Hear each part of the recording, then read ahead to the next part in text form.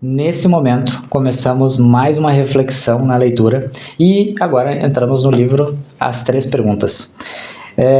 Esse autor aqui, o Dom Miguel Ruiz, ele também escreveu Os Quatro Compromissos, que, se você ainda não leu, ele traz muitas reflexões, ele quebra muitas crenças. É também um livro curto, mas ele tem uma carga de resolução muito forte. Então, se você ainda não leu, recomendo. Esse aqui, ele também é um livro curto. Então, eu acredito que eu vou ler junto com vocês aqui. Então, eu acredito que ele também vai dar uma chacoalhada boa na gente, tá? E como ele é um livro curto, então serão poucos vídeos, então vai ser mais fácil de você acompanhar, certo? E deixo aqui embaixo o link das outras reflexões da leitura para você que ainda não assistiu. Tem o livro do Ego, tem o livro Deixar Ir e contato, né? Se você quiser fazer uma sessão, entrar, acessar a página lá, ver como é que funcionam os atendimentos, tá tudo lá. Tudo aqui na descrição você acessa e vê direitinho. Então vamos começar com a introdução e a primeira parte é As Três Pérolas da Sabedoria. Havia muito tempo, em um dia chuvoso, um velho conduzia sua carroça por uma estrada rural. O caminho estava cheio de buracos, de modo que o percurso era difícil e a chuva só piorava. Quando a carroça mergulhou em um buraco particularmente profundo, uma roda traseira se quebrou. Acalmando o cavalo, o velho pulou na estrada lamacenta e começou a lutar com a roda da carroça. Logo percebeu que o buraco era muito profundo e que a roda era pesada demais para que ele conseguisse levantá-la. Enquanto estava ali, molhado e gelado, ouviu passos correndo em sua direção. Um menino das redondezas estava a caminho de casa para jantar quando viu a carroça quebrada do velho, a água fluindo em volta dela como um rio. O garoto era grande, forte e estava ávido por ajudar. Encontrou uma estaca caída e entrou até os joelhos no buraco para escorar a carroça. Então começou a consertar a roda. À medida que trabalhava, o menino falou com o velho sobre seus desejos para o futuro. Ele entendia muito pouco do mundo, mas queria aprender. Queria descobrir quem ele era e encontrar respostas para os maiores mistérios da vida. Em breve, seria um homem e desejava saber mais sobre o amor. Diz que muitas vezes divagava a respeito das coisas maravilhosas que ainda estavam por vir. Na maioria dos dias, o menino riu. Não tenho certeza se estou sonhando ou se estou acordado. O garoto falava e o velho ouvia em silêncio. Em 1 hora o serviço havia terminado. A roda foi colocada com segurança no lugar e a carroça estava de volta à estrada. O velho, cheio de gratidão, procurou nos bolsos por algumas moedas. Não encontrando nada para oferecer ao menino, perguntou-lhe se aceitaria 3 pérolas de sabedoria, garantindo-lhe que elas forneceriam mais riquezas do que quaisquer moedas. Enquanto o sol penetrava pelas agitadas e tempestuosas nuvens, o garoto sorriu. Ele sabia que não podia recusar a gratidão do homem, independentemente da maneira como fosse oferecida, e, afinal, tinha muito a aprender. Sim, respondeu educadamente o menino. Fico realmente honrado pelo senhor querer compartilhar sua sabedoria comigo. Então o velho se inclinou na direção dele e começou a falar. Para encontrar o seu caminho neste mundo, você só precisa responder as 3 perguntas, explicou. Primeiro, você deve se perguntar, quem sou eu? Você saberá quem você é quando souber quem você não é. Em segundo lugar, você deve se perguntar, o que é real?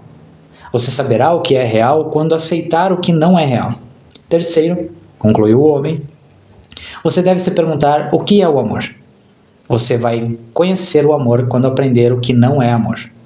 O velho ergueu o corpo, limpando os respingos de lama do casaco. O menino tirou o chapéu respeitosamente e expressou seu agradecimento.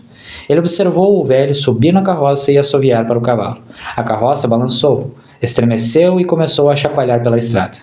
Quando o garoto se virou na direção de casa, onde o jantar o esperava, ele olhou para trás e viu a traseira da carroça desaparecer entre as sombras da noite.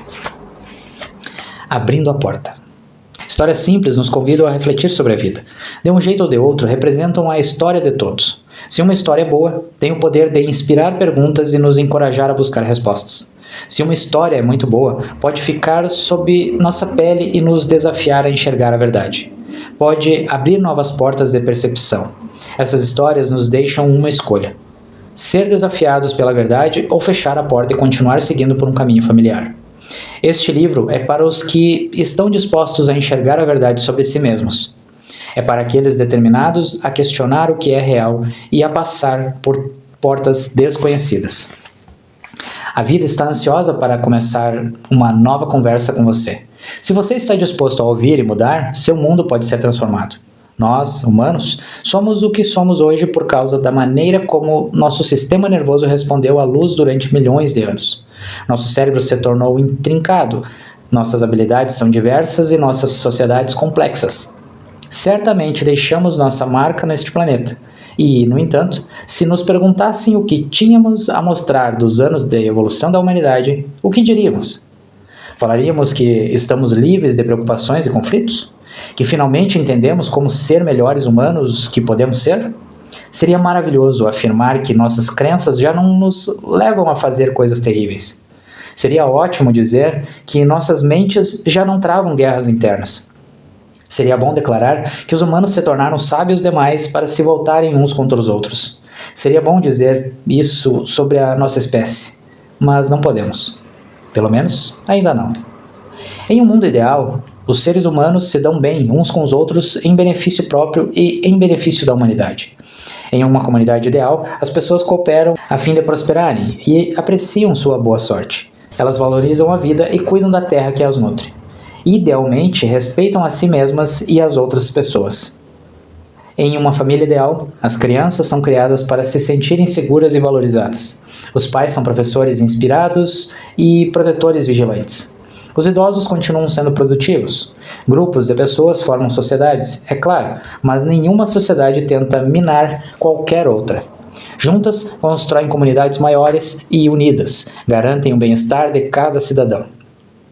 Neste mundo da nossa imaginação, os governos ainda podem existir. Um governo ideal conduz um país com respeito. Seus líderes são sábios e previdentes. O melhor congresso possível é aquele que legisla com consciência e compaixão. Suas leis são claras e justas e as regras se aplicam a todos. Nesse mundo ideal, as pessoas também conseguem se governar com justiça. O que quer dizer governar a nós mesmos? Significa que estamos no comando de nossos pensamentos e somos responsáveis por nossas ações. Nós nos recusamos a andar cegamente pela vida. Vemos exatamente o que é e não apenas o que preferimos ver. Não permitimos que o passado assuma o comando do presente. Vemos nossa realidade pessoal como um grande artista faria, com um olhar para a beleza e o equilíbrio. Em um mundo ideal, não nos punimos repetidamente por um erro.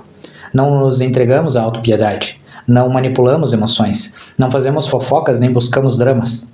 Em um mundo ideal, não temos vontade de julgar ou culpar. Não somos derrotados pela culpa e pela vergonha, nem infligimos vergonha a qualquer outra pessoa.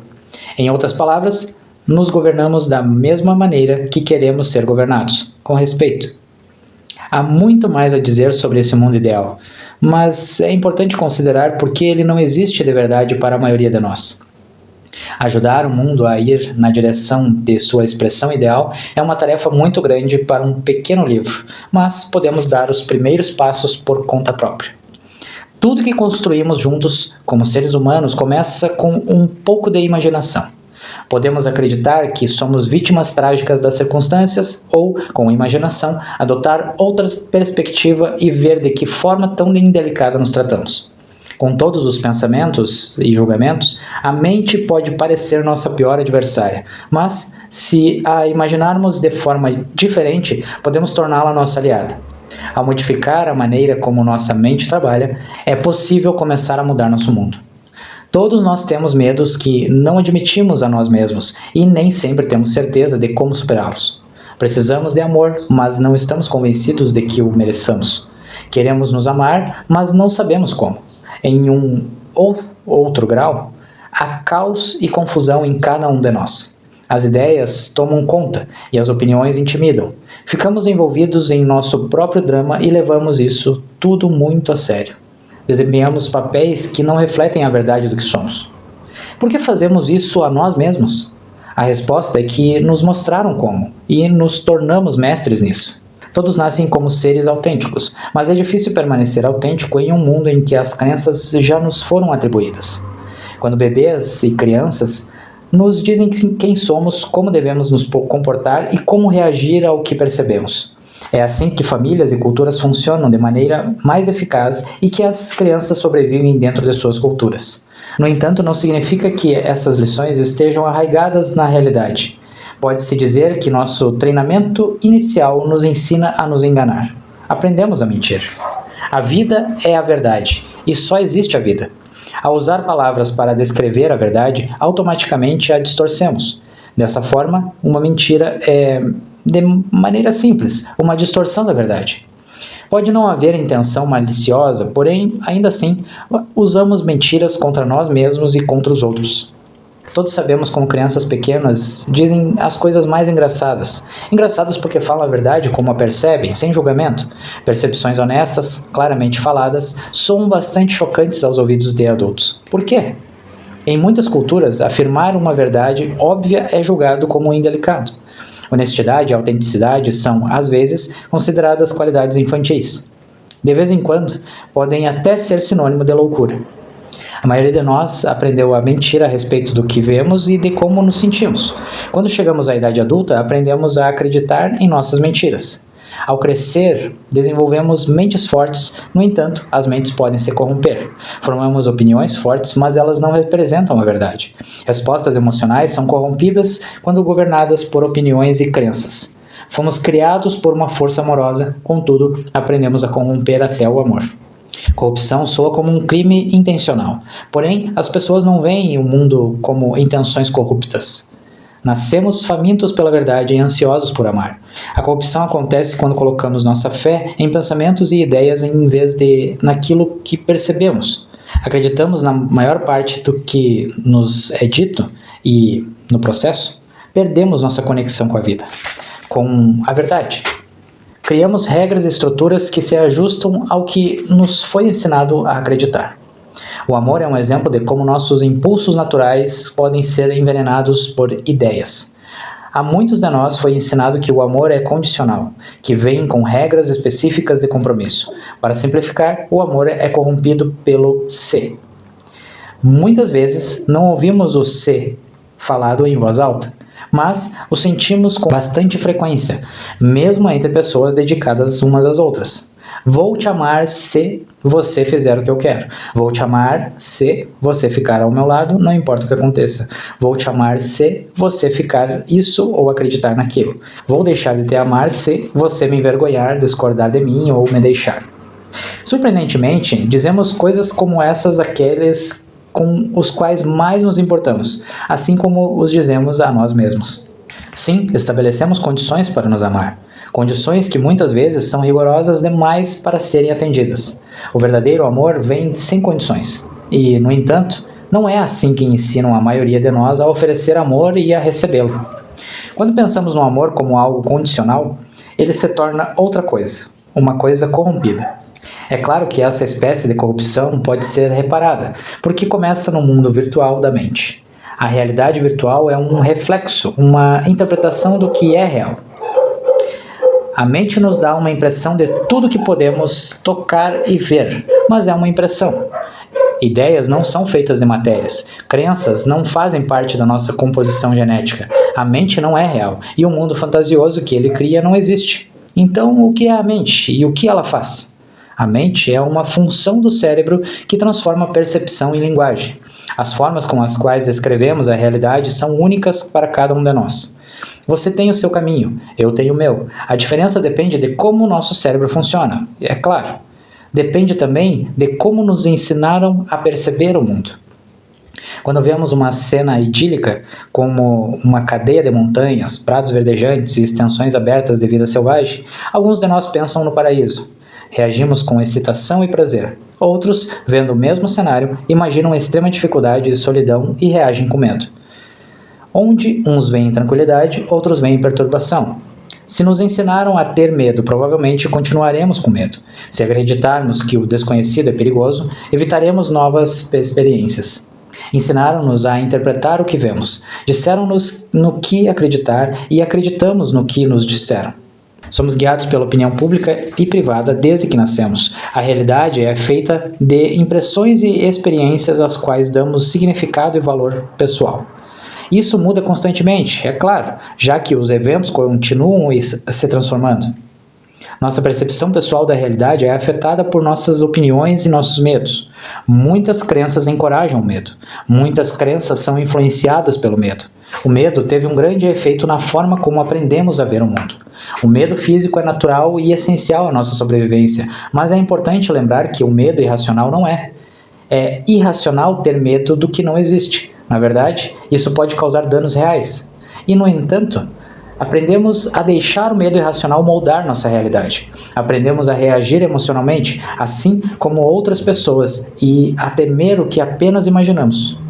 Essas reações levaram tempo e prática para se aperfeiçoar. Seguimos as regras de nossas famílias e culturas. Nossos pais e professores nos mostraram como nos comportar em um mundo de humanos, e levamos essas lições conosco para a vida adulta.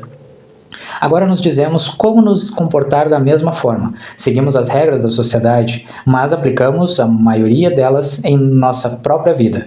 Nós nos governamos por meio de leis feitas por nós mesmos, julgamentos pessoais e intimidação mental. Quando crianças, observamos como nossa família e nossa comunidade local eram governadas. Seguimos os protocolos da escola, da igreja e da diretoria. Ir contra as regras geralmente resultava em perda de respeito entre nossos pares. Às vezes as perdas eram muito maiores. Obedecemos às regras de nossos governos municipais, estaduais e às leis do governo de nossa nação. Quebrá-las significa pagar penalidades maiores. Tudo isso influenciou a forma como nossa mente funciona. E então, é possível dizer que o modo como nos governamos reflete o modo como as coisas são governadas no mundo. Não surpreende que todos nós tenhamos um pequeno governo operando em nossa cabeça. A mente é o governo que define as regras, e o corpo físico as segue. Estamos dispostos a pagar penalidades reais por violar as regras que estabelecemos. E, muitas vezes, fazemos com que a outra pessoa também pague. Como em grande parte dos governos, a mente tenta impor suas leis a outros corpos. Quando estamos cientes da maneira como a mente funciona, podemos alterar a forma como nos governamos. Ao constatarmos como nosso pequeno governo funciona, podemos mudá-lo. É possível alterar nossas próprias leis. Seja o que for que imaginemos para o nosso próprio bem, podemos criar. Temos condições de nos tornar melhores zeladores do nosso corpo e nos permitir mais liberdade de expressão. Podemos acabar com as rigorosas penalidades que infligimos a nós mesmos, as quais impossibilitam a experiência do amor que merecemos. Todos nós queremos ser os melhores humanos que podemos ser. Queremos saber o que estamos fazendo errado e o que poderíamos fazer melhor. Queremos que nossas perguntas secretas sejam respondidas e ver como as respostas podem ser aplicadas à nossa própria vida. Gostaríamos de descobrir o que é verdade. Todos podemos usar algumas pérolas de sabedoria. A sabedoria melhora nosso relacionamento com a vida, com a verdade, permitindo que superemos nossos medos e nossas crenças comuns. Isso nos traz a determinação de passar por uma nova porta, e depois por outra. A jornada começa com 3 questões essenciais. Quem sou eu? O que é real? O que é o amor? Muito bom, né? Para começar. E, na sequência, próximo vídeo, entramos no Quem sou eu? Então, nos vemos no próximo vídeo. Até mais!